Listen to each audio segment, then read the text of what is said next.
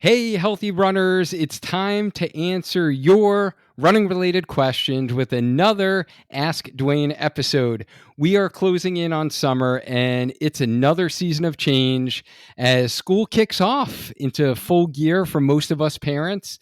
In today's informative and fun filled episode, I'm going to answer listener submitted questions and we're going to cover a lot today. Here's what we're going to be covering, guys. We're going to cover how often should you strength train in marathon training. We're going to talk about when can you run after a bulging disc, what is extensor tendonitis from running, when to stop running with pain, plantar fasciitis and lateral plantar nerve treatment, hip soreness during marathon training, base training before marathon training, how much to run when not training for a race, when to bump up to 6 days of running, how many running rest days per week, how much elevation is considered hill training, is spinning good for running, headaches after long runs, running fuel and daily macros, and how much fuel and fluid do you need for a marathon. As you know, there are 6 parts of your running journey that need to be optimized so you can run strong and last long. Therefore, what I have done is placed your questions into buckets that align with our How to Grow as a Runner framework. So, really looking at mindset, strength training, run plan, nutrition, recovery, and race strategy. So remember, when you execute those 6 key parts of your running journey, you'll not only feel more confident in getting stronger and faster, you'll stay healthy and enjoy the process of running again to crush some races this fall. So remember, I will answer your question on the next one of these episodes if you submit it below in the show notes using the form. So all of these questions came straight up from listeners. So if you have a question you want answered, drop it in the form in the show notes, and I compile all the questions, read through them, kind of put them in these buckets, and we're going to have some fun, and I will answer them on the next live show. And I have one ask of you guys. At the time of this recording, we are sitting at 142 ratings on Spotify. So for those of you Spotify listeners who have been getting value from these episodes, can I ask you for one quick favor to hit the rating button on Spotify and put down the number of stars that you think we deserve? If you have learned anything on this podcast, it literally takes 3 seconds of your time, and it would help the show immensely reach more runners who need to learn how to run strong, run fast, and stay healthy so we can enjoy lifelong injury-free running for many years to come. Thank you in advance for your consideration. And those Apple Podcast listeners, you guys can rate in Apple as well. And thank you to all of you who rated after our last Ask Duane episode, where you really helped us reach our goal of 200 rating and reviews on Apple Podcast. So I appreciate you. We got a lot to cover today, so let's do this. The first bucket we're going to start out with is our strength training bucket. And this question comes in from Tom. Tom is wondering, once marathon training begins, he's got an 18-week plan, it sounds. How often should I do strength training? Should I do it all? Example, plyos, single leg, etc., or just focus on certain exercises? So essentially, Tom, what you're really, and I love the fact that you are thinking about including strength training in your marathon training. And this question is going to really depend on a couple of variables. Is how long have you been doing strength training? If you've been doing it for years, and or you have a solid amount of strength training in your base training leading up to marathon training, and maybe you've been doing it 3 times a week, this is usually the time where I drop down to twice a week in most of my runners.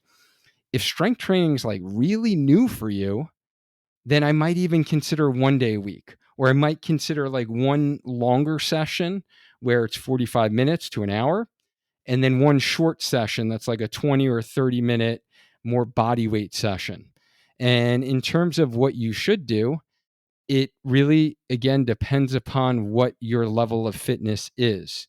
So, have you been doing plyometrics all along? if plyometrics are new to you, I wouldn't necessarily add those in during your marathon training cycle, because that's when things are going to get really hard, unless you are a very experienced marathon runner, you've run multiple marathons before, and you haven't included strength training before. Then I would probably bias it a little bit more to strength training. But we have to remember that we need balance, and your body needs to recover from both strength training and running. So I know that doesn't totally answer your question, because I don't know all the variables that's involved with your specific lifestyle, but hopefully that's helpful for you. I would say the majority of the runners that I program for marathon training are going to get 1.5 to 2 days of strength training. And then we drop down to 1 day of strength training about 3 to 4 weeks out from race day. And then the week leading up to the race, no days of strength training. Sometimes I'll give my runners just like a muscle activation circuit for the hips with a miniband that I have on my YouTube channel. Really do that on the Monday or the Tuesday of race week, just to kind of make sure those muscles are firing. And you could get more information, Tom, about kind of a little more in depth of strength training in episode 183 on the Healthy Runner podcast, where I really did a deep dive on strength training for running. So hopefully that was helpful for you. Thank you for asking that question. And thank you for valuing strength training during your marathon training, because that is a common mistake most runners make, is not including it. So now, and this is like a segue here, guys, is most runners don't include strength training. And when that happens, what does it lead to usually? Or if they're not doing the right strength training, what does that lead to? It usually leads to injuries. So here is where we're going to insert the questions in the injury specific bucket. All right. So this is like, if you weren't like Tom and did your strength training, then unfortunately you're going to land up maybe in this bucket. So let's go through. You guys had a bunch of injury specific questions. So Valerie wants to know, I just learned from an MRI that I have a mild bulging disc at L3 to L4 vertebrae. I was 5 weeks into marathon training for a race in October when extreme front and side hip pain caused me so much pain that she could barely walk, let alone run.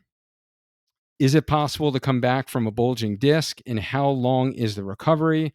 Am I out of the race? I'm pretty sure my half marathon tune-up race is August, 3 weeks from now, is off the calendar, but still hopeful for the marathon.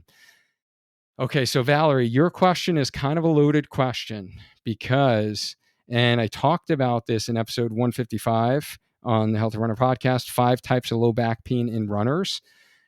Herniated discs are very treatable, and most runners tolerate herniated discs really well. It's like a couple of days. Like, I've been there before. I unfortunately, quote unquote, threw my back out literally 3 days before my goal half marathon race, where I was like in a C shaped. I couldn't move.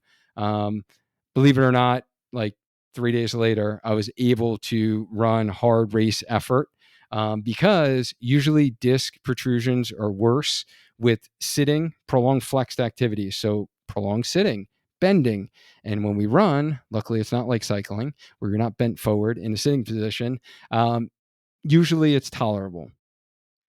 However, based upon what you just described, the fact that, number one, you had a mild bulging disc at L3, L4, and the pain that you described to me is not consistent with those MRI findings. However, like, I'm not trying to diagnose you. I don't know your whole history, right? So your medical practitioner, hopefully you're seeing a good PT, is going to know the whole story. But the symptoms that you described to me as far as extreme front and side hip pain cause you so much pain that you could barely walk, is not consistent with a mild bulging disc at L3, L4. So you could possibly have the rare scenario where you have entrapment of the L2, L3 nerve, the femoral nerve, from an L3 herniation. Usually a mild disc herniation will not compress that nerve, though. And that could give you pain in the front of your hip and the front of your thigh. And it's usually like a burning pain. So it's more of like what we consider like a pinched nerve in the back, but due to a specific nerve root, it actually causes pain in the front of the hip and the side of the hip. Again, I would need to differentially diagnose to see, like, is it a hip joint issue, or is the pain that you were having, was it really coming from the lumbar spine? Typically, most people listening to this who have a bulging disc in their back, their pain location is going to be on one side of their lower back in their buttock area.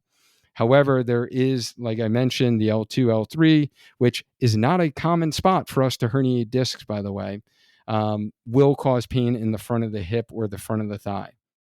So to answer your question, it's really going to depend upon how your recovery was. I really hope that you're getting treatment and guidance from a good local in-person physical therapist. And it's really going to come down to, can you run the race? What was your longest long run? So if you didn't get to, let's say, 16 miles, I would not recommend that you run the race. If you're able to run without pain and train and get up to that 16 miler, then you can definitely run the race without there being negative consequences. Is it going to be your best performance that you wanted? Probably not. And it sounds like you've probably run marathons before, because you're kind of mentioning a tune-up half marathon. So it sounds like you're an experienced marathoner. So I hope you've had help in this area. And if anyone else is struggling with a bulging disc, then check out episode 155. And I have a really good YouTube video that goes along with that episode with some graphics and editing. If you have back pain with running at all, that will be a helpful reference for you. So Valerie, I hope you're doing better by now. I think you submitted your question a while ago. So I'm hoping that you are on the road to recovery and you're back to running by now. All right, next question. Lowell wants to know, in the past podcast, I've heard discussions on many injuries. I don't recall hearing a discussion on extensor tendonitis and causes as well as remedies.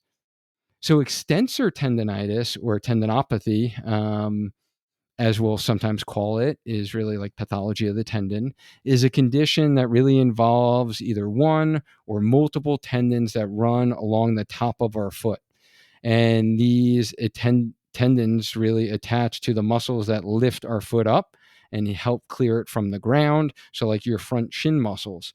And they could be overworked, especially if you are a big heel striker with your running and you may be overstriding. And especially if you really ramped up your training too fast, too soon.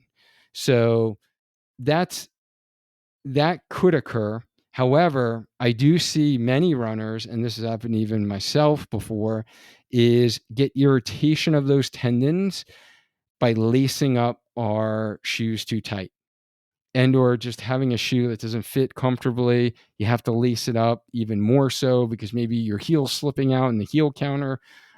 Some of the kind of super shoes, the race day shoes, the carbon fiber with the super foams, have a tendency where we do have to lace them up even a little bit more. And I've had some issues there as well. And it is really that chronic irritation that will lead to pain on the top of the foot where the tendons are. There's not a whole lot we can do besides removing the irritation. So if it is a shoe fitting issue, is let's solve that problem. Try to avoid compressing the top of the foot. So allow for a little bit more room, maybe a thicker sock, perhaps. Maybe take a day or two off of running. And the other thing is, if those tendons are really being overused and overworked, then strengthening the deep muscles on the bottom of the foot is going to be very helpful to provide more stability to the foot, so the extensor tendons don't need to work so hard when we're running. And the best way to do that is our short foot exercise for runners. So I have a video of that on my YouTube channel of how to do the short foot exercise, the best exercise that we can do as runners to take care of our feet. So I will link that in the show notes. And Steve has a question. He says, hey, I've been running consistently about 50 kilometers a week. So approximately like 31 miles there for those that are in miles like myself, while working a pretty physical job in construction for 8 hours a day, 5 days a week. And it was all going well. Now I work away from home, working 10-hour days for 12 straight days with 2 days off and then back to 10-hour days. On a typical day, I'll do about 15,000 steps without running, and the work site is not flat, so he's going up and downhill. Even though I'm working more, it actually gives me more time to run because he's not home with the family, and he really wants to use this time best so he can improve his running, but without injuring himself. So I love it. I love it that you're thinking about that and you're going about this the right way and the smart way, Steve. So he says that his feet and Achilles are already starting to feel worse as time is going on. I strength train 4 days a week, twice for the upper body, twice for the lower body. Any tips on how to improve my running while not hurting any worse? I'd really like to be doing 80K, so about 50 miles per week, spread over 5 or 6 days. So, Steve, yeah, definitely a lot going on there, specific to your situation and having the achiness in the feet and the Achilles. Yeah, you're on your feet a lot. So it's a lot of time on feet. So you want to try to think about, can you take any breaks at work? And then when you're not at work, trying to maximize your recovery and everything that we cover in our recovery blueprint and foot care and using toe splays to really stretch out the muscles in your foot from being on them all day. And then obviously proper footwear. I'm sure you're wearing some type of like, boots or something at work, but can you put inserts in there? That might help the feet not be so sore. If you are supporting your arch, depending upon your foot type, especially if you're on the flatter end of things. However, strengthening the foot that I just mentioned actually in the last question with the short foot exercise is going to be very helpful, as well as Achilles specific strengthening and loading. So I would give you Achilles specific exercises to do more than the twice a week that you are doing your leg workouts. But when you're doing your leg workouts, I would have you really build up the strength and resiliency if you're doing it in the gym, then, lifting a little heavier for your calf specific muscles. So I know you had also sent me a message. So yeah, let's connect. I could definitely provide you a little bit more specific guidance for your specific situation, but hopefully that kind of gets things started. And really the overarching theme here is, if you're really looking to increase your weekly mileage, 31 to 50 is a huge jump, huge jump. So we're talking, I I am going to actually peak for the first time ever in my 12-year running journey at 50 miles during this marathon training cycle. Last spring, I peaked at 47. Last fall, I peaked at 43. So you see what I'm saying here is, it takes time, and you need to allow your body to adapt to the demands of running, and you need to really make sure your muscles are strong enough to tolerate that type of mileage. So your goal of 50 miles, like I would look at that as a long-term goal down the road, not anytime soon, especially with all the hours and the change with work that you are on your feet. All right. Kate has a question. She says, I am week 4 of my coaching with Coach Cat and love it. How you doing, Kate? I've been working through plantar fasciitis. I am always nervous when I feel anything in my foot. So I am wondering, how do I differentiate between pain or aches that are okay to keep running and pain that means I should stop running? I'm terrified of going back to the place where I can't walk without limping. And yes, Kate, I hear you. I've been there before myself. This is very common, especially with plantar fasciitis. We don't want to go back to that place. However, and I think you probably checked out the episode that I did, the deep dive on plantar fasciitis, and this will take time to be like totally pain free. So this is one of those conditions that takes up to a year to 2 years that you like don't feel any ache or pain the morning after a long run. And that's usually going to be the thing that you're going to feel the most, is not during the long run, not even just after the long run, unless you were to sit all day in your desk and then go to stand up and walk. You might feel soreness on that day of the long run, but it's the next morning when you get up. So as long as your pain levels, and I always say, as long as they're less than a 3, then that's safe to continue with training, as long as it's not becoming more frequent and it's not increasing in intensity. This will eventually get better. And I know that you are doing the plantar fasciitis specific exercises that Coach Kat has given you. And you are just rocking your training, by the way. I just actually met with Coach Kat. We always do our one-on-ones every month. And she said that you are doing really well and that your pain has been under a 2 and that you're training steadily for your half marathon. So congrats to you. She loves working with you. She was she said everything is going really, really well with the guidance that you're getting. So hopefully that answers your question and alleviates some of your fears. And I know anyone who's listening to this right now who has had plantar fasciitis, it could be scary, right? You just want to make sure that your symptoms are continually improving, and you don't want to stop running when you do feel that 2 or 3 pain level, like after that long run, because we have to actually build up the strength and resiliency in our tissues and allow your body to adapt to the demands of running, as opposed to just like taking off for a couple of days and then trying to do it again. So we have more in our plantar fasciitis ebook that I have on all of that and the specific strategies. Everything that I mentioned today, by the way, guys, is really for your reference. That will go into deeper. If like this is a topic you want to learn more about, then check out the show notes. There's going to be a bunch of links that I'm kind of mentioning right now, just so you can get the deeper dive, where it's literally a full episode just on that topic. All right, Christy. Christy says, Dr. Scotty, thanks for the great episodes about plantar fasciitis. Okay, same topic here. About a month ago, I developed acute plantar fasciitis as well as impingement of my lateral plantar nerve due to plantar fasciitis. Do you have any specific advice or modifications to your usual plantar fasciitis management in the case of secondary nerve impingement? Thanks. So, Christy, sorry to hear about that. You are definitely in the rare. You're in the rare. A couple percent of people who will get a nerve compression, and there is a couple different rare conditions that can mimic plantar fasciitis, and this is one of them.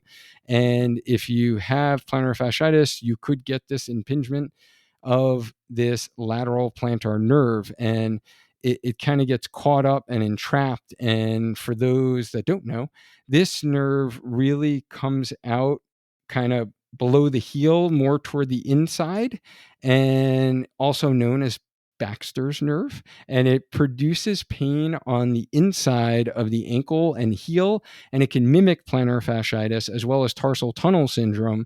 And the pain tends to increase with weight-bearing activities after prolonged rest, as well as getting up first thing in the morning, just like plantar fasciitis. So that's why it's kind of hard to differentially diagnose those. The big thing in terms of management, especially if you do get any numbness, tingling, sharp shooting pain, more nervy type pain, then we want to avoid any type of exercise that increases that. So if I have someone who is dealing with this condition, then I am more conservative with the plantar fascia specific stretches and loading progression that you have alluded to is in my plantar fasciitis management, in that ebook. So I would go more conservative with those, and make sure that you're not increasing any nerve type symptoms. The other things that could be helpful from a management standpoint in this case would be either taping or orthotics or inserts to control any overpronation you have if you have a flatter arch and you're an overpronator. So that can be helpful to decrease the pressure on the nerve and the entrapment. Definitely stretching the calf muscles, which is in the guide, but we want to definitely utilize that. Soft tissue to the actual fascia as well as the foot intrinsic muscles. So the looser those are, then allow for more movement of the nerve. So, whether it is you get, hands-on treatment by a massage therapist, physical therapist, instrument-assisted soft tissue massage, some dry needling in the foot, which does not feel comfortable, by the way, into those little small muscles. That was like the worst when I took those courses, is getting your foot needled. Or your self-management technique. So if you have a foot roller or the Naboso half ball.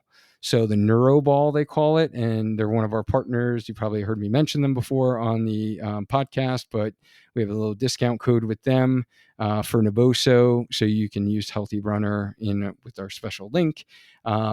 I love doing basically self myofascial release to those small muscles with the dome on the ball. And give me 1 second because I'm going to actually grab mine from under my desk. Was not planning on showing this, but here it is right here. So it is a ball that comes out, and as you can see, I have it right by my desk because I do this myself for recovery to release those muscles and trigger points deep in your foot. So there's like 3 different areas of your foot that you can actually release over this. So I would definitely recommend that you utilize that. And then, you could, especially if it's nerve symptoms, this is where I might trial, if it's okay with your stomach and you've taken NSAIDs before, so anti-inflammatory medication, that may be helpful in the short term to reduce some pain and inflammation around that area. Again, check with your medical professional. I am not prescribing medication through your question on the podcast, and then also, strengthening the intrinsic foot muscles. So, the short foot, there it is, guys. The 3rd time I mentioned the short foot exercise in this episode. So can you see why I say it is the best exercise that we can do as runners to prevent some of these conditions? So hopefully that's helpful for you. And then Christy also has another question, semi-running related. Favorite brand of hydration vest? I'm in the market for one. Yeah, hydration vests are amazing. I use them for all my long runs and even my speed work now during marathon training because you need water during your speed session. So my tempo runs, any marathon pace stuff, even track stuff, interval work, I use a vest. So my first vest I had was a Nathan, which was good. I liked it. It didn't last, unfortunately. It was funny because I was actually came across this picture yesterday, believe it or not, in my phone beginning of last summer. If anyone saw like my picture on social media, you're like, why does he have duct tape on his like vest? Because they got 2 holes in it. So I like duct taped it and used that for like 6 weeks. But Coach Cat, I know, loves the Nathan vest. So that's like a popular one. A lot of people do Nathan. The one that I use, and it's my second version of it, is Ultimate Direction, it's called. And I originally got like their lighter race version vest first. That one did not do well. The material was kind of like a cheaper material. It didn't feel good on the skin. It kind of really chafed. The one that I use, that I've been using really since last summer and all of this summer, is more of, I think, their trail version where you can like stack stuff in there. I don't put anything in there. But it's worked out well for me. I do still run into a little chafing issues like in my neck. And so I got to really watch out like what type of tank top I have or make sure my skin's covered. I put squirrel's nut butter over there. But yeah, it's a little tough for me I haven't found like the perfect vest. And I would say it's very individualized. If you can go to a running specific store that has multiple options that you can try on, I think that's going to be best because it really depends upon your body type. Like for me, it's like weird because I don't have like a traditional runner's body type, right? So like my lats kind of like stick out on the side, and sometimes like that can hit where the strap is. So my recommendation is to honestly try to go somewhere where they have a lot of options, or if you can go to like a really big race and like go shopping in the expo and try on a bunch of different vests and find out like what feels most comfortable for you. And make sure with vests, the trick is you usually have to tighten the straps that are like behind or on the side first before you tighten the ones in the front, because that keeps the vest like back and where it's supposed to sit. Many people put them on wrong and like do the front ones and snug them up, and then they do the ones on the side. But I found a lot better results and effect by snugging up.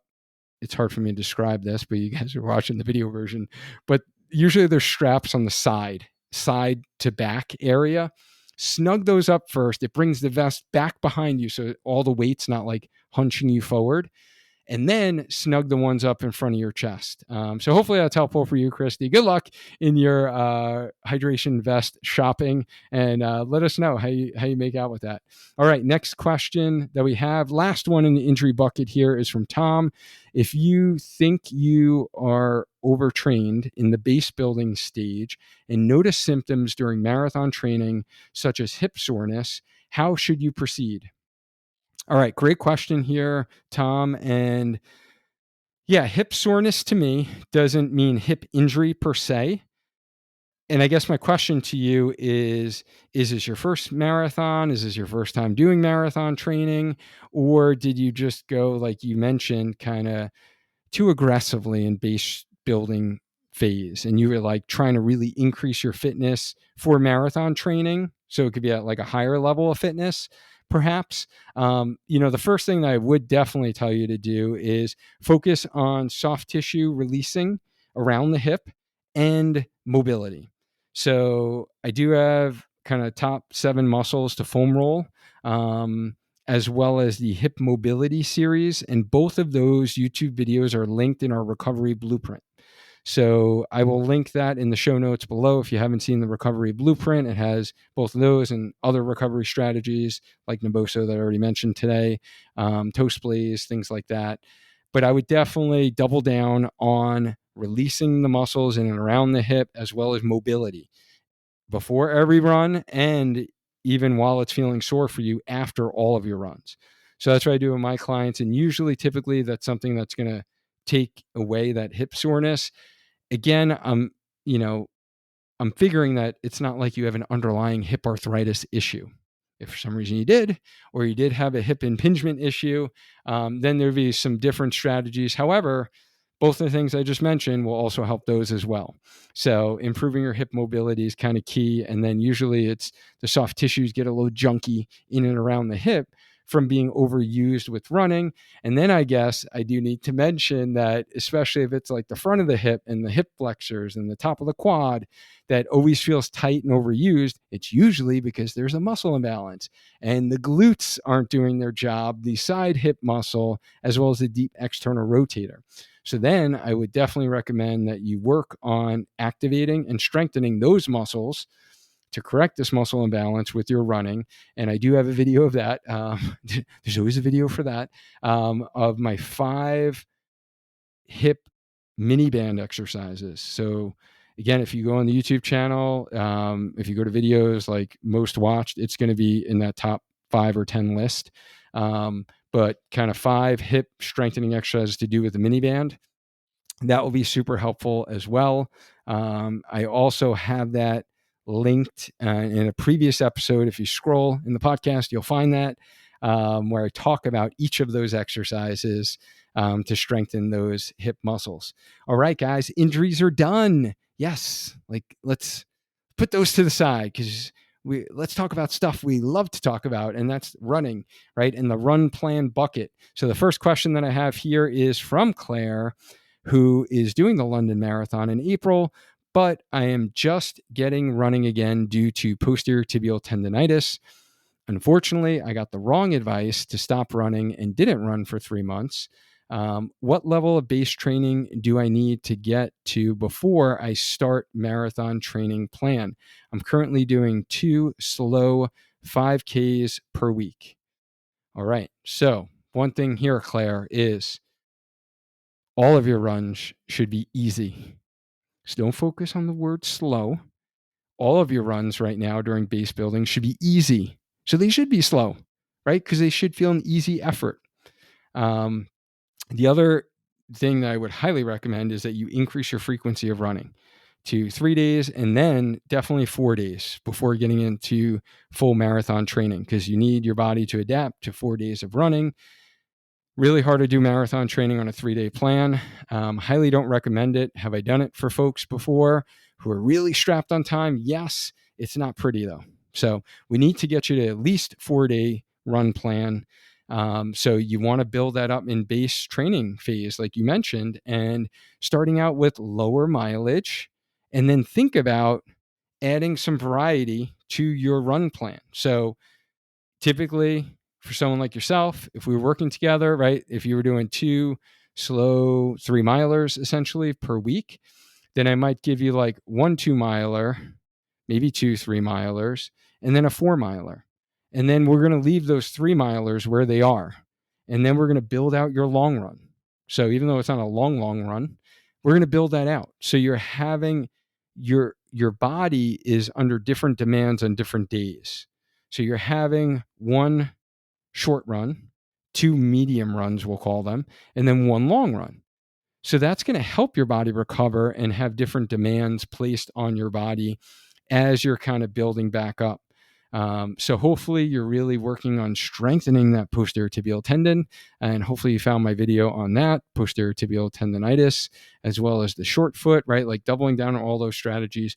The hip strengthening exercise I mentioned in the previous question is going to be very important for you as well. If you want to know more about base training for marathon training, I did a deep dive episode on that in episode 168. So that one is going to be one that you definitely want to check out. So hopefully that's helpful for you. And then Claire also has a fun related question. What is your favorite sport to spectate? Yeah, thanks for the fun question. I like these fun questions. It is a good question. I've always grown up watching sports, so I was always a big sports fan. And I guess my biggest passion was my Yankees, so baseball, and especially playoff baseball. So all throughout my high school, college, early adulthood years, it was everything Yankees, and it was like a great time period in the late 90s, the early 2000s. They won a lot of rivalry with the Boston Red Sox, and I live in Connecticut, so a lot of my friends were either Red Sox fans or Yankee fans. So it was a lot of like trash talking at work and, nice fun, like banter going on and bets and stuff like that at work. So that was like probably my biggest passion, but to kind of spectate. I also love basketball and football, watching it on TV. But the biggest thing, honestly, in the last 5 years, especially after the pandemic, I honestly, quite frankly, am kind of embarrassed to say this, but I'm not, honestly, because I've kind of started this podcast. I've grown my business. All my time and energy goes into that I have that's not with my family. So I don't really watch sports anymore. However, the thing I do love spectating is my girls' volleyball games. And volleyball is like an exciting sport to spectate because the action is like nonstop. It's kind of like basketball. Everyone's always moving around. Whoever's on the court is like moving. And it is really exciting.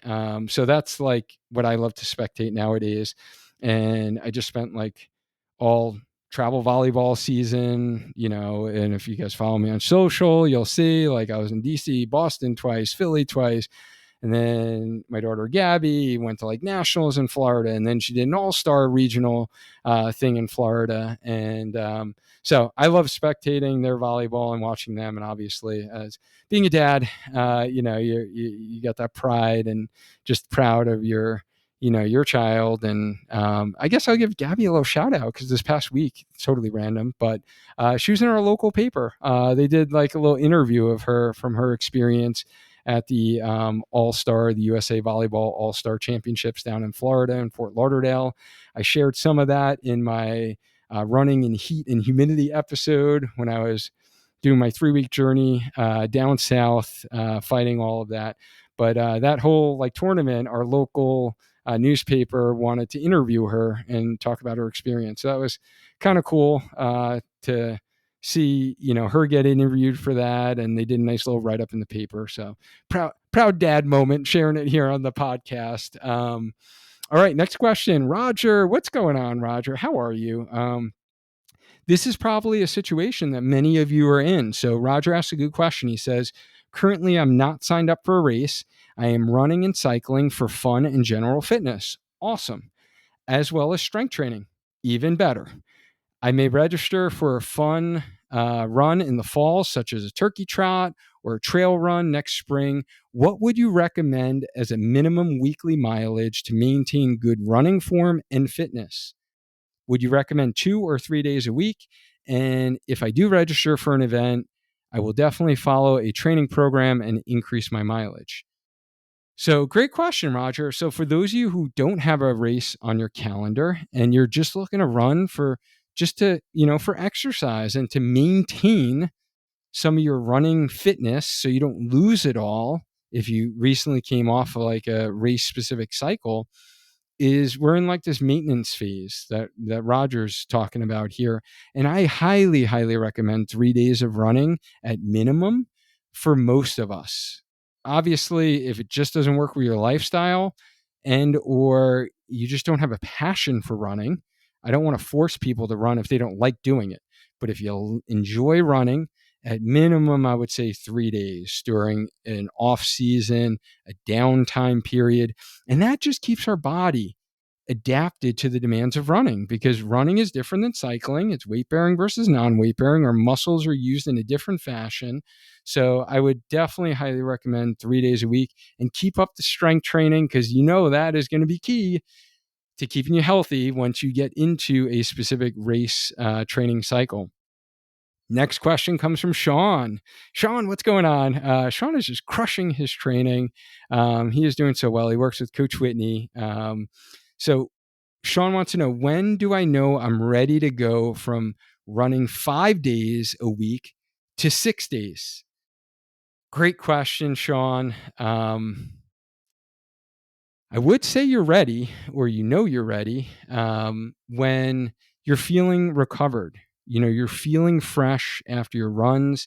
And I know that you are doing probably some specific workouts and or quality sessions. I know you're in a little downtime after your marathon, but if you've tolerated the demands of, like, I know you've done multiple marathons now, of doing a 5-day plan at that level, you've stayed healthy, haven't had any injuries, and you have the time to dedicate to strength training to continue staying healthy, then you could increase to 6 days. However, I am going to say, and I don't have the finished product story to share with you, but myself, this training cycle, my coach actually programmed 5-day run plan for my marathon. And I haven't done 5 days of running in probably like 2 or 3 years. And I'm not going to lie, I kind of like it because I feel so much fresher. So I really, I've always been a huge proponent of 1 rest and recovery day a week at minimum. I'm really liking 2, honestly, during this hard marathon training that I'm doing with, specific speed work on a Tuesday that I just did this morning, and doing quality long runs. So the long runs with spice that we talked about with Coach Lou, that's hard training, and I'm getting up to like the most mileage than I've ever run in my life. The 5 days is working out pretty good, knock on some wood here, but it's the healthiest that I've ever felt during hard training. So I guess it really depends upon your circumstances, Sean, and seeing how long have you done 5 days, and is 6 days really needed and necessary? If it's really hard from a time management standpoint, like right now in my training, I'm probably 6 weeks out from my marathon. My training week to get to mid 40 miles per week, it looks like a couple 7-milers. My speed work is either 7 or an 8-mile. There's 1 5-miler, and then I'm doing, 14, 16, 17, 18 milers on the weekends. So if you don't have time to like go running for over an hour every day because you got to get to work and stuff, then that's when I would consider adding a 6th day. But if you're okay with running longer for those runs during the week, I almost give more weight to having an extra rest and recovery day to allow the body to recover from all the hard training you're doing.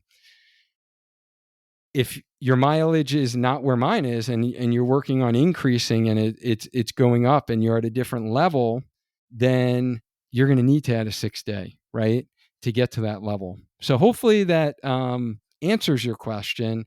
And those that might be considering this topic, really start to think about what are the variables and what are your goals.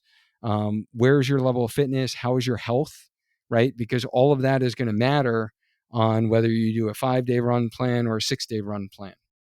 And then Sean also wants to know, what's your favorite flavor of ice cream? All right, Sean. So I've always been a strawberry guy growing up. However, I am lactose intolerant. However, like they really make some really good coconut and almond milk brands. So I just love the biggest one that I'm like a sucker for now is the cookie dough. So the cookie dough, I forget the name of the brand they get from Stop and Shop, but it's like coconut milk. But Ben and Jerry's make some good like almond milk varieties. Like the peanut butter one's really good. So anything with vanilla ice cream. I'm not a chocolate guy.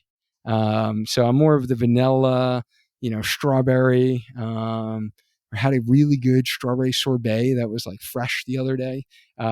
So those are my kind of go-to. So thanks for the fun related question. I appreciate that to break up some of the serious running talk that we have.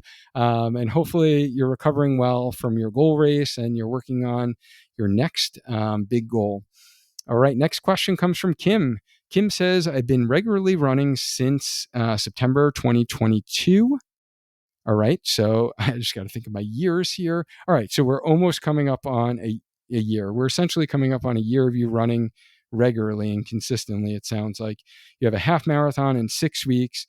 I'm 50 in November, and it's on my bucket list with more to come.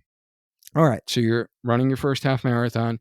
You've been running 30 to 36 kilometers per week for approximately 3 months with strength training 2 to 3 times a week. Excellent. I'm glad that you are doing that strength training, and you've been competing in 10K run events monthly since February and won 15K. You've improved a lot in the 10K.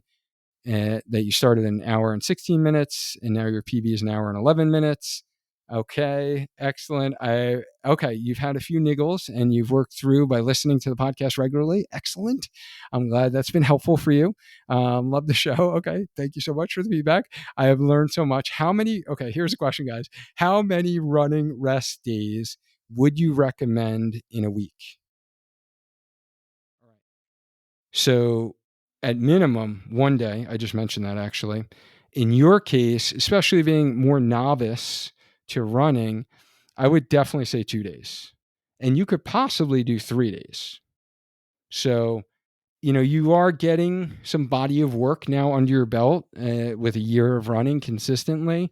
So, I would say you'd probably be good with 2 rest and recovery days. So you're not running at all a week, or you can do 3 days of non-running a week. So you do like a 4-day run plan, and then maybe do strength training on itself on a 5th day, let's say.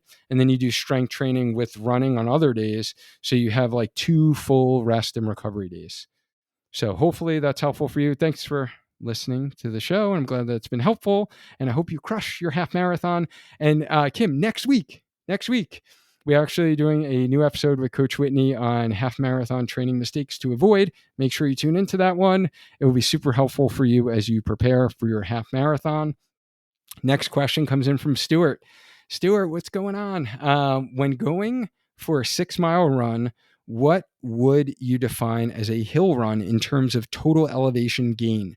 I often hear you talk of incorporating hills into my running regimen, and I want to know if the 450 feet to 550 feet elevation gain I often achieve during my 6-mile run would be considered hill, or would it be considered like a flat run? Great question. And honestly, I really haven't focused a whole lot on like elevation and the numbers. I know some people do. I'm not one of them, to tell you the truth, Stuart. So it is kind of weird because when we look at like Final Surgeon or clients, like sometimes I'll notice like when some elevations like super high, I'm like, whoa, you were like running up a mountain essentially, right? However, based upon like road race standards, any run that goes from 100 to 200 feet gain per mile would be considered a hillier run. So like a rolling terrain, and if you were like looking at race courses, they would consider like a rolling terrain, is anywhere from 50 to 150 feet elevation gain per mile. Anything above that, like 150, 200 foot elevation gain per mile, up to 250 feet, I don't know if I just said that, is considered very hilly. And then a mountainous run, so you trail runners, right, is like 250 to 400 feet of gain or more per mile. So based upon what you said with 6 miles, um, you're definitely running some, hillier terrain there. So you're at the 550 mark. So you're about 100, right? Elevation. So that would be considered a hilly run. And it's usually enough in like the context of what you mentioned. Usually, if you were battling Achilles tendinopathy, proximal hamstring tendinopathy, those are the big culprits for hilly runs or even IT band syndrome, where you got to really gradually work those in. And then obviously, if your race is going to be a hillier race, then we recommend, running hillier terrain to allow the body to adapt to those demands. So hopefully that's helpful for you. It sounds like you are incorporating some hilly runs. It's kind of weird, right? Because you could technically go up a really steep mountain and get like all of your elevation gain in like 1 mile out of that 6 mile run. Or it could be really spread out and there's just a bunch of little up and down rolling hills throughout your run. So in the context of like allowing your body to adapt to the demands, you'd try to do like the rolling hills first before doing a steep elevation gain, if that makes sense. And Margie, what's going on? Margie is one of my clients, and she is just crushing her training and getting healthy. So Margie has a great question. She said, I'm curious about cross training for increased performance and injury prevention, specifically spinning classes. I can get my heart rate up super high, and of course, it's low impact. But maybe if I have an extra hour, an easy run would be more beneficial? Question mark. Is there any point to cross training specifically an intense spinning class when you're not injured or recovering from an injury? Here's another question. Is it possible that 55 plus masters runners have less difference in time between their threshold pace and their easy pace? I feel like there's a much smaller difference between my race pace and my easy pace than what I see listed in many of the standard tables. Okay, so a lot of questions here, Margie. Let me try to let's tackle the spinning question because this is common. And it really depends upon what is the goals of your training. And if you're recovering from an injury and you're not doing speed specific work in your running and you're looking to get the heart rate elevated, work a different heart rate zone, maybe work more in that threshold zone or interval zone from a cardiovascular standpoint while your musculoskeletal system is healing from your running related injury, then I would say yes. I would not do a spinning class if you're looking at it as cross training.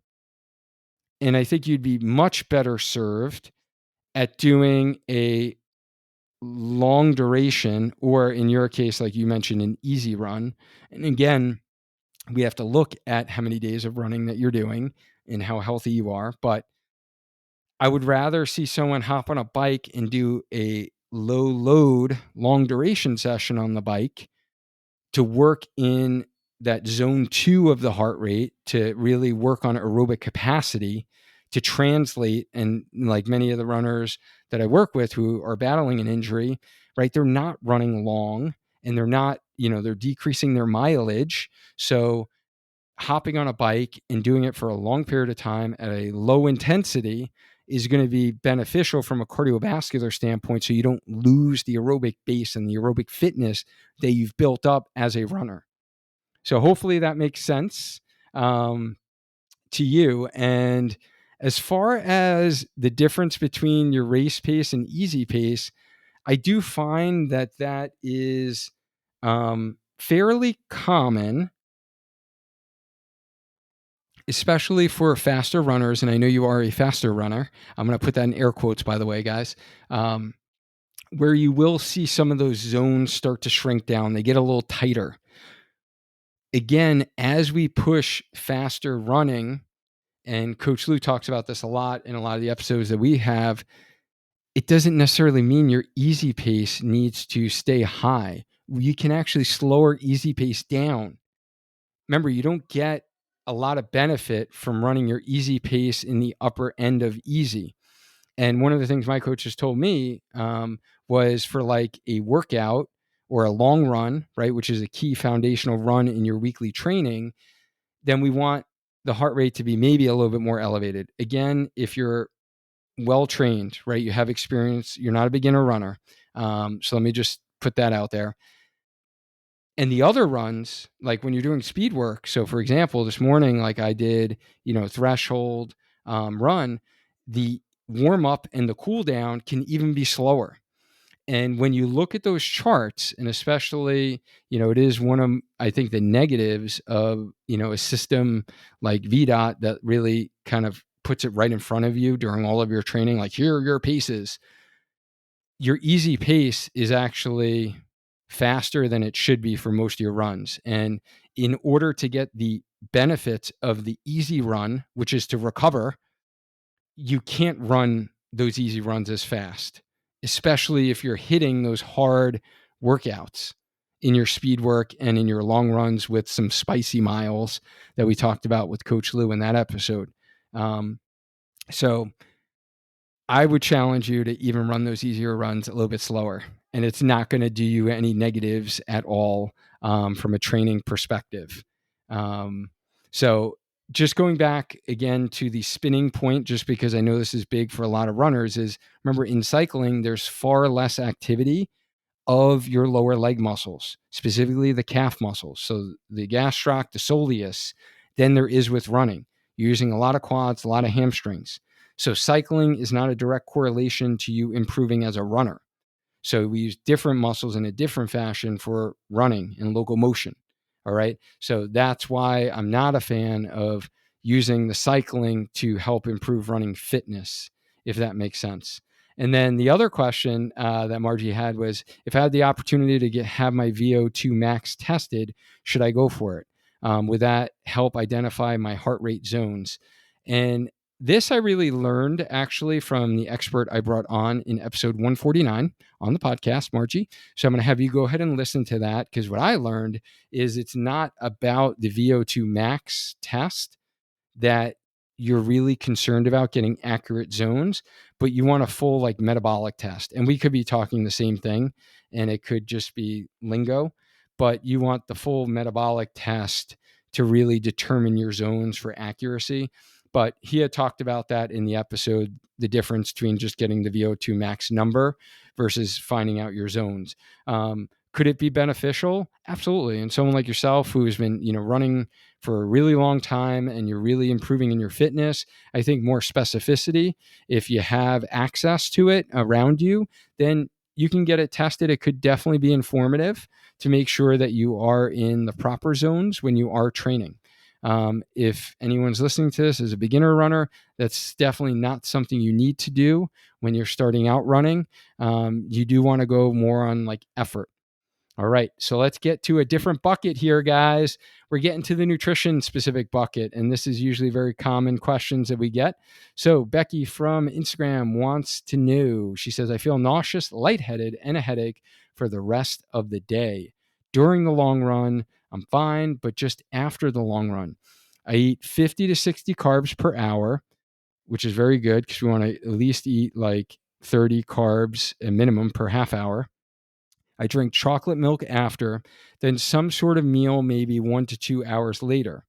Last time started about an hour after the run. Do I need more carbs after? Should I go slower? My heart rate zone 3 majority or zone 2. So all that kind of sounds really good in what you're doing. And this is actually something I was very curious about because I know this happens to me a lot. And I did a little digging here. And believe it or not, there are 4 types of headaches that runners can get. The most common type is really sounds like what you're experiencing. And most runners experience a throbbing type headache after running. And apparently it's quite common. And these are called exertional headaches. And they tend to happen after a high intensity workout. So when we exercise, we're like exerting ourselves physically, right? So the muscles really are sending all of our circulation to the muscles that are running, and it's going throughout our bloodstream. And sometimes this can cause like a reflexive vasodilation to the muscles that weren't getting any of that blood flow during running, such as like our head and neck area. And then that can lead to this exertional headache. Um, this feels like more like your head's throbbing. It's like a pulsing sensation on both sides of your head rather than a targeted sharp pain. And um, it's really tied to specific hard runs and workouts. And I know this definitely happens to me. Like after all of my races, I go all out effort, and it's really been happening on these long runs during these hot summer months. However, I want to make sure that we talk about the other three types of headaches, because if someone's listening to this, I want to make sure that you're addressing these areas. The second type is headaches due to dehydration, where you're losing more water than you're taking in. So the blood flow to the brain decreases, which in turn can lead to some headaches. So make sure that you're using electrolytes during your runs, avoiding dehydration. Symptoms that it could be a dehydration headache is you're going to also feel lightheadedness, which I know you mentioned lightheadedness. So that's why I wanted to kind of mention this, or that you're thirsty, or you feel like totally fatigued, a lack of energy or enthusiasm. You don't really need to use the bathroom because you're dehydrated. You're not peeing like after your runs, and you have a dry mouth, like I do right now from talking way too much during this episode. So that would be like a dehydration um, headache. And I want to make sure I don't get one. So I'm going to take a swig of water right now if you're okay with that. All right. So then the third type of a headache is actually one that's definitely a little more serious. And this is where we can get low blood sugar that leads to hypoglycemia, which is essentially a lack of glucose. So for this, the other symptoms that you'll feel is you're going to feel hungry, you're going to feel shaky, you're going to be sweating, you could be dizzy, disoriented. So that's really low blood sugar. And the key to this for distance running is to avoid eating foods with excessive simple sugars, like right before a run, and eat more like balanced snacks during the run, and make sure that you are giving enough carbs throughout the run so your blood sugar levels don't go down. And then the fourth type, which doesn't sound like this is the case, but there might be someone out there who has this, so I want to mention it, and it really relates to what we see as PTs a lot, is kind of tension headaches, or headaches that are caused because of tightness of your muscles in your neck. And if you're running with poor form, or you're just running all out effort and you're tensing up for many miles at the end of your half marathon or your marathon, and your shoulders are like shrugged up to your ears, and you're not relaxing those neck muscles, like that can cause a tension headache up to the back of your head, more like the base of the skull usually.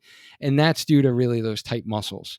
But I think the most common one many people are going to be able to relate to is that exertional one that I mentioned. Because I know myself, like I definitely don't have the hypoglycemia, and I definitely don't have the dehydration stuff, because I've been really making sure I pre-hydrate, hydrate during, keep myself cool, and hydrate after a lot. And I am, avoiding going to the bathroom after. So it is, and I was always kind of wondering that as well. But I guess, when you are doing intense exercise, it is fairly common to get that exertional one. But because you mentioned the lightheadedness, I did want to mention the dehydration. So hopefully that answers your question. Thanks for asking it. And hopefully someone else listening to this learned a little something about headaches with running, because we definitely haven't talked about that on the podcast before. All right. So Emily from Instagram also wants to know, as a runner who tracks my macros, should my pre-run fuel or fuel during long runs count toward my daily calories and macros? From what I learned, ideally the fuel you're taking in during long runs is being utilized at that time. So should I be counting it as part of my daily intake nutrition? All right, I had to outsource this one, Emily, because I'm not the expert on macros. So I got Brooke, our registered dietitian, coach on our Healthy Runner team, to weigh in. And here is her answer. And if you want to listen to more, check out her new podcast, the Actively Fueled podcast. So Brooke says, I would not, in all caps, count any nutrition you're taking in during runs toward your daily intake, as your body is immediately using it as fuel and not creating the same physiologic response in the body versus when you are at rest. As for the pre-workout fuel, there isn't a quote unquote right or wrong answer here. In the grand scheme of things, a pre-workout snack is a very small piece of your overall intake, likely 100 to 200 kilocalories, 30 to 60 grams of carbs. So I would try not to worry about it either way. If your pre-run workout fuel is more like a meal, then sure, count it toward your macros. But if it's a small carb-rich snack right before a run, I probably wouldn't track it. And remember, macros are a tool, and your body will have varying needs day to day. So be sure to tune in into how you are feeling in conjunction with your macros versus solely relying on macros to guide your nutritional choices. Hope that helps. Hope that helps you,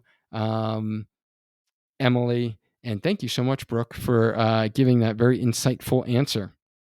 All right, next question, guys. Heather says that I have been trying to increase my fuel and hydration during my long runs.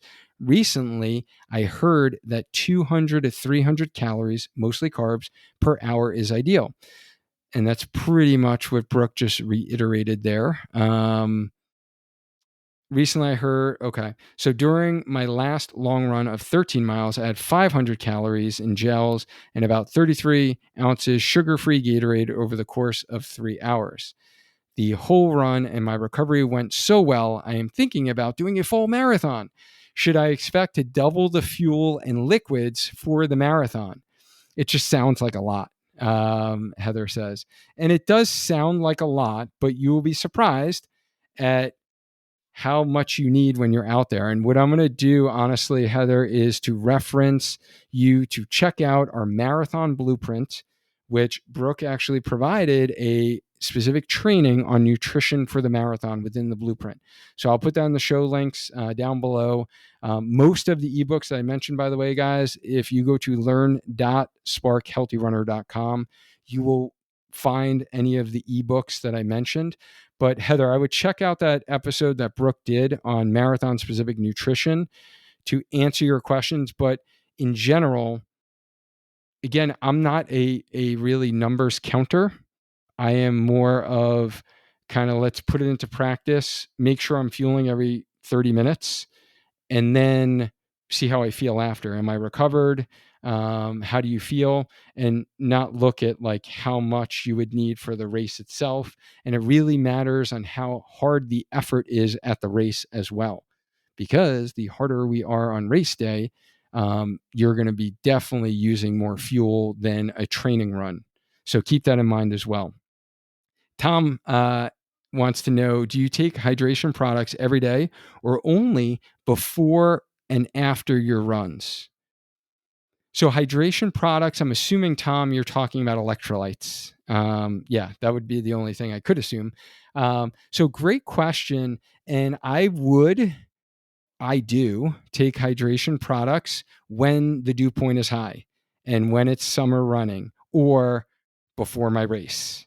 So yes, I will preload 2 to 3 days before a half marathon, a marathon, and take my hydration product with my electrolytes in it to make sure that like I am good to go. And I'm not only doing it before and after the run, but after the run is definitely important as well. So yeah, that's what I do. I have, heard some stuff for those that aren't doing a lot of carbs. And if you're doing keto, it is even more important for you to actually do it on a daily basis. So just putting that out there. I don't do keto, but yeah, hopefully that's helpful for you. If you just, plainly think about, are you going to be sweating a lot for your runs? Do you have hard workouts? Are you doing hard training right now? Then you want to think about taking probably hydration the evening before, like that type of a run, to make sure that you're topped off and that you're good to go. So hopefully that's helpful. And then let's get to the recovery bucket. Angela, what's going on? Angela has a question. She said, let's talk compression socks and compression calf sleeves. When to wear them, when to not? Is it okay to run in them? Will it help muscle tightness that comes on late into long runs, or should they only be used as recovery? Great question. And I don't think there's one definitive answer. I'm going to give my personal take on this, Angela. I think it depends on what someone's circulation is. It depends on the humidity you're running in. If you have a tendency to swell in your ankles, in your lower legs, if you don't have the best veins, and I know myself, I don't have the greatest veins. I don't have varicose veins, but knock on wood, hopefully I don't in like 10 years, but I don't have the best veins. And I used to feel like a heaviness sensation in my lower legs a lot when I would do really long runs, and like the first time doing a 12 miler for half marathon training, or the first time doing 14, 16, 18 for marathon training. And I did feel a relief using compression socks. So then socks versus sleeves. Socks are best, especially if you swell in the feet. I don't necessarily get swelling in the feet. And for me, it's more important to have my best anti-blister sock on board for my long run. So I have like a specific quarter Belega sock that works for me, all my marathons, right? Like half marathons. I don't get blisters. That's my favorite long run sock. That's my race day sock. So I do the calf sleeves with that sock, just because the compression socks I don't necessarily trust. And I've used a couple. They're usually not as good as that Belega sock I mentioned. So I don't use them for races and long runs because of more of a blister, catching the foot in the wrong spot kind of deal. However, if you're a person who swells in the feet after long runs, then I wouldn't do the compression sleeves. You do want to do the sock, because you really are going to need to bring that swelling in a graded fashion up into the lower leg so it can be reabsorbed. So for me, I run with compression socks. I do my hard runs and my long runs in them. And even if my legs are feeling a little junky the next day, I might do a recovery run in a compression sock or sleeve. Some runners don't like the feeling. I don't know if, there's definitely not any evidence to support performance wise. I do think it is personal on those variables I mentioned before, as far as like circulation, how well are your veins, and are you running in a lot of humidity where you might have a tendency to swell up a little bit in your lower legs. So the moral of the story is, try it out for your runs. If it feels good for you, if you like the sensation, then use it. If you don't use it. And then I also use them for recovery after my run. So like right now, I'm literally wearing a pair of compression socks as I am standing here doing this episode.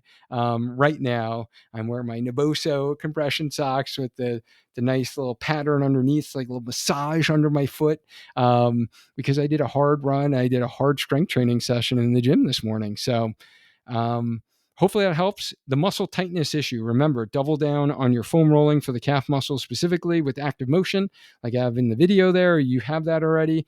Strengthening the calf muscles is going to prevent that tightness that comes late into long runs, and stretching after the runs. Those three things, I would make sure I'm covering those.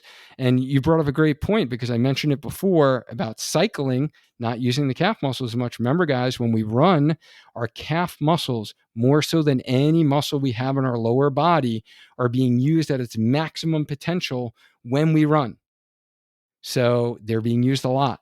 So we got to strengthen them up a little bit more. And then Angela has a fun question of, what's your favorite thing to eat after a race? Oh, great question.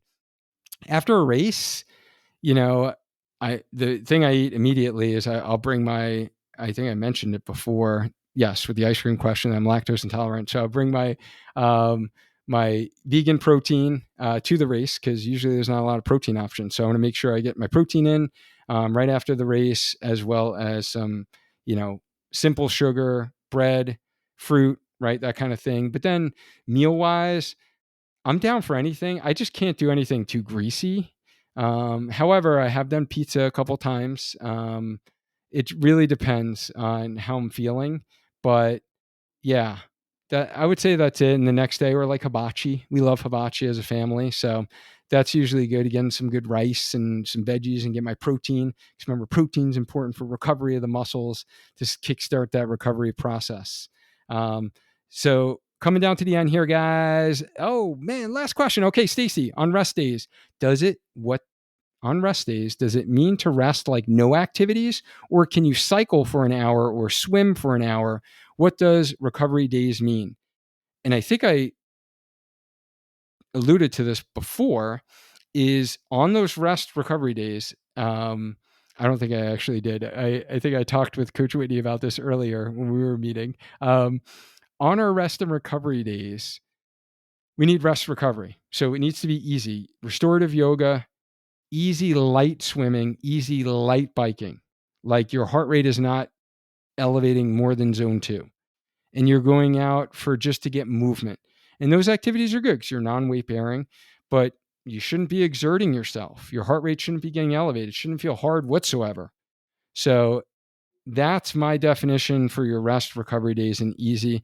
And then Stacy also wants to know what foods speed up recovery. It is really going to be protein plus your carbs to really speed up recovery. Try to keep the fiber down intake in those carbs. More of the simpler stuff is going to help get into your system, replenish your glycogen stores. Protein is going to go to the muscles to be able to start to rebuild the muscles that you were breaking down during your runs, during your strength training. And then also your hydration, your electrolytes is also going to speed that recovery process. So guys, man, thanks for hanging in there. I've been talking a lot. Hopefully these questions have been super helpful for you. We covered a ton of topics today. I appreciate you for sticking around.